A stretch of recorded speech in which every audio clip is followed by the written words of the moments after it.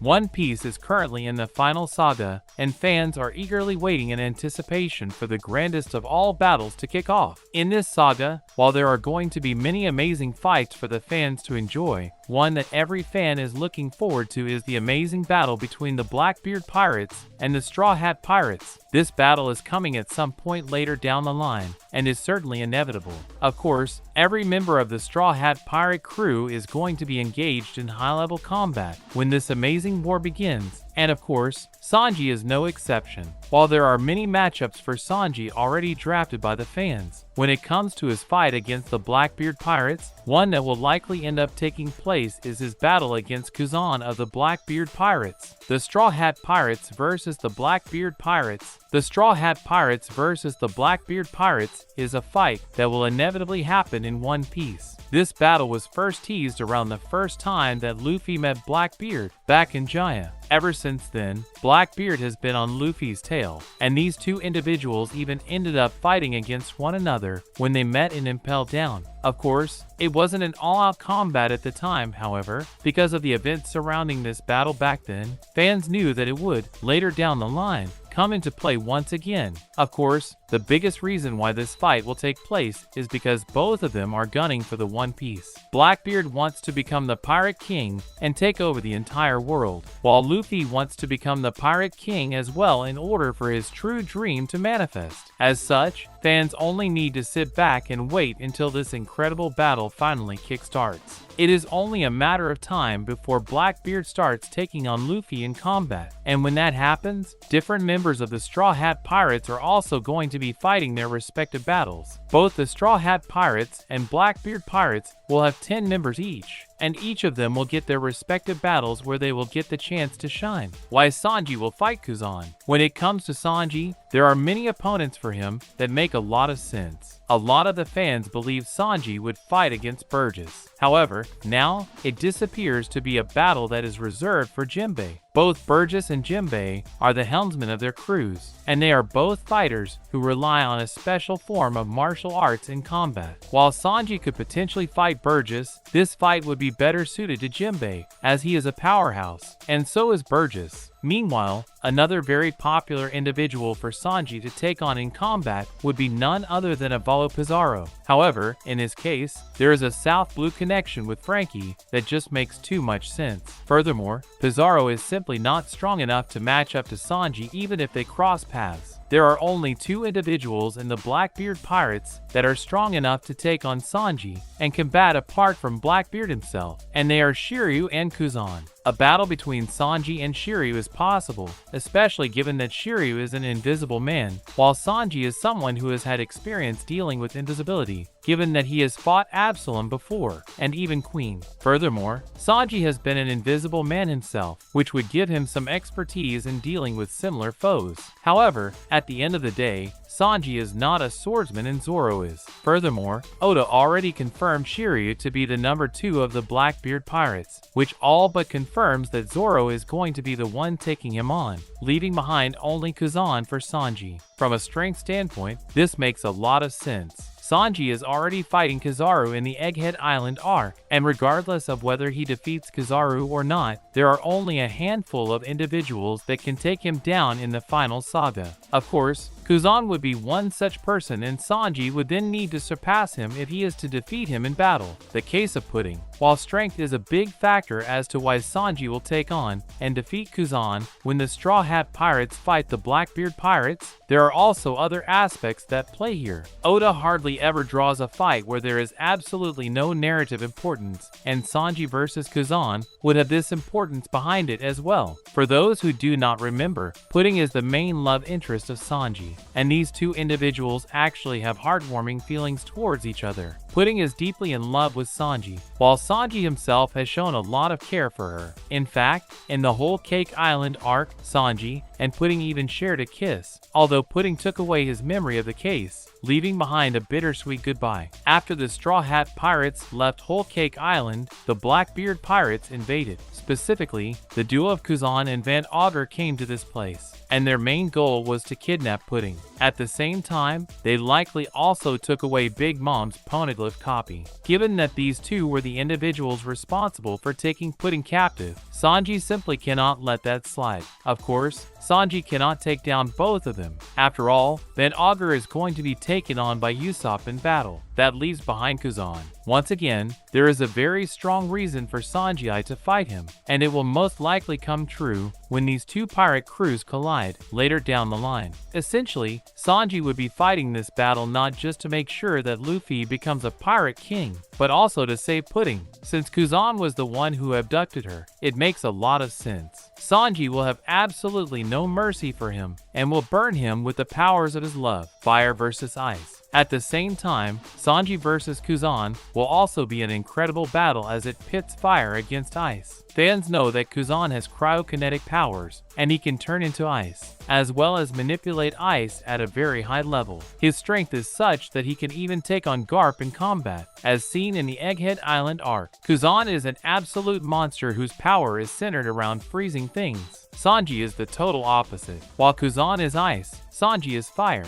and he has the ability to burn. This is yet another incredible parallel between these two characters that could potentially end up coming true when the Straw Hat Pirates collide with the Blackbeard Pirates. Out of all the members of the Blackbeard Pirates, the most worthy candidate to fight against Sanji is, without a doubt, Kuzan. And in other news, One Piece. Why has Dragon not intervened in the Egghead incident? Dragon the Revolutionary is a figure that has remained on the fringes of the main story in Eiichiro Oda's One Piece, despite having been introduced more than 2 decades prior. In spite of his title as the world's worst criminal, Monkey D. Dragon has not been shown actively engaging in any major conflict throughout the series so far, and this has held true even for the ongoing Egghead incident. Considering the fact that it involves many of his sworn enemies, former allies, and even the pirate crew of his own son, Monkey D. Luffy, Dragon's lack of interest in intervening in the battle on Egghead is quite perplexing. This is all the more confusing since most of the world in One Piece must have already heard of the siege on the island. Whatever his reasons may be, Dragon's persistently passive attitude towards major events has provoked a great deal of criticism and speculation from the fandom.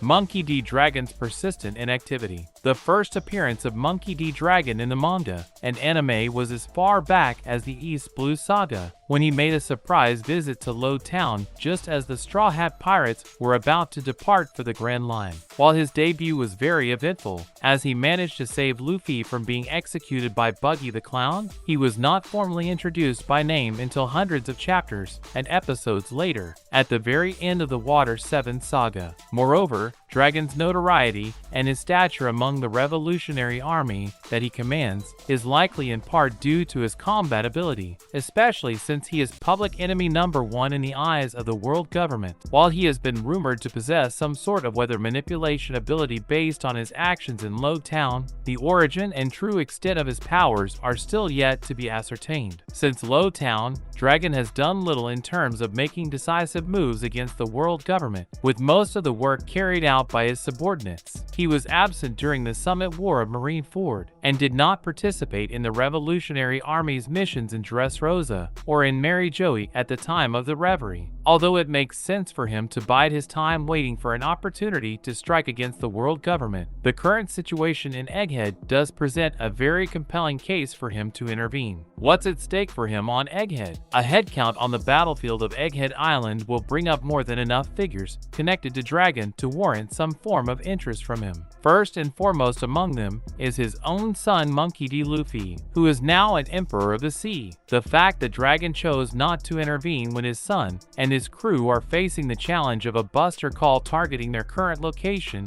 is odd, but also something to be expected considering how Dragon has shown no desire to involve himself in Luffy's journey. Next, there is also a question regarding whether Dragon is aware of the death sentence that has been handed to Dr. Vegapunk for his work in researching the Void Century. In the past, Vegapunk and Dragon were friends who shared some level of mutual respect for one another. The loss of Vegapunk would be a huge blow to the world, and a major setback for those who seek to decode the true history of the world. Finally, the late arrival of Bartholomew Kuma's cyborg body on Egghead Island is another major reason for Dragon to take action, as his former subordinate journeyed there after wreaking havoc on Mary Joey. The Revolutionary Army had been trying to recover Kuma's body for quite some time until the Reverie, and his sudden escape from their base on Momwaro Island struck them by surprise. Hence, it is quite surprising to see that Dragon seems to have no intention of pursuing him after all the trouble they went through to get him back from the world noble's clutches. Potential reasons for Dragon's lack of action.